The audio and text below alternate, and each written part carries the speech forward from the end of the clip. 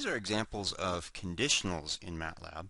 I can say something like x equal to 5. So we'll define x equal to 5. One thing I can note is that the variable x appeared here with its value of 5, and this is going to generate a list of different variables that we'll create. And let's say y is equal to 6. So I've created y over here. And let's do a conditional. So we'll say, we'll ask it if, we'll say x equals to y. And this is double equals. It will return 1 if that's condition is true, and it will return 0 if it's not true. And if we look at this, x is equal to 5, y is equal to 6. They're indeed, of course, they're not equal. And I hit enter, and the return is 0, or in other words, a false answer.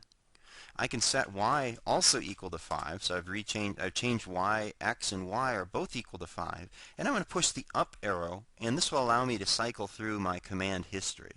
And I'm going to rerun this x equals y, and it returns an answer of 1, or in other words, an answer that it is true, that x is equal to 5, both x and y are equal to 5 in this case.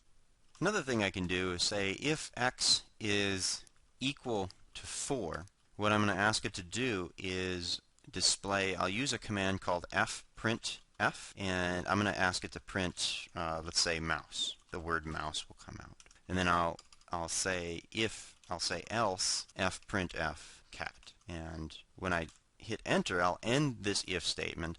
X, in this case, we say x is equal to 5. It does not equal 4. So I would not expect it to print mouse. I would actually expect it to print cat. And when I hit enter, it does print cat. Note that it didn't put it to a new line. Let's run through the code again. I'll go back to the beginning. If x is equal to 4, I'll say fprintf cat. And this \n means insert a carriage return. And then I'll say else again, fprintf. And let's say mouse, and let's insert a new line, dog, insert a new line, close that off. And then I'll end my if statement. And let's examine what it's going to do. X is currently equal to 5. It's not equal to 4. So it said if x was equal to 4, we'll print cat. If it's not equal to 4, we're going to print mouse.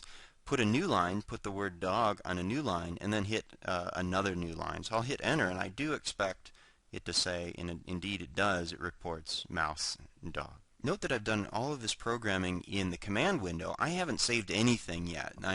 One of the powerful things about MATLAB is that you can just type and freely enter different commands and see what they do.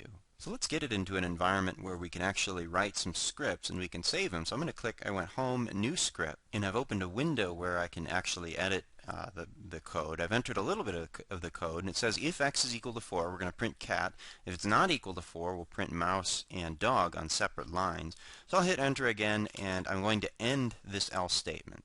I'm going to end this if statement. Let's save the code. I'm going to save it in a directory I've got right here. I'm going to put it under my computational methods directory. And I'll call it, let's just call it code for short. You can pick any name you want. We'll call this one code. And I'm going to run the code here in a second. But note, if x is equal to 4, what it's going to do, x is currently equal to 5, and I'll run the code. I expect it to return this else statement.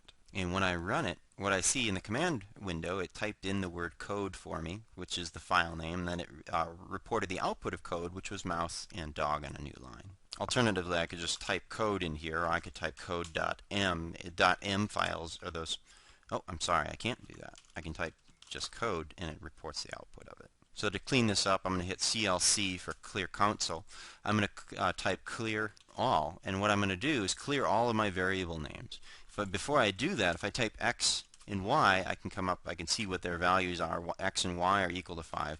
I'll type clear all now, and it clears off everything. If I type x now, it says they're no longer defined because I've cleared them out.